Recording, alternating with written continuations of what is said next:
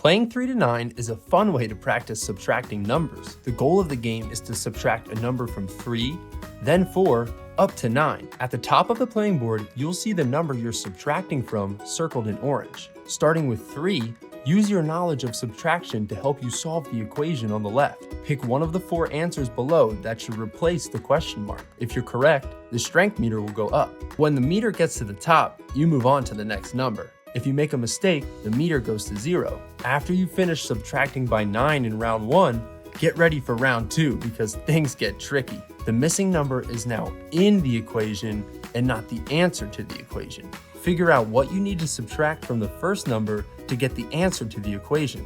If you get all the way through round 2, that's awesome.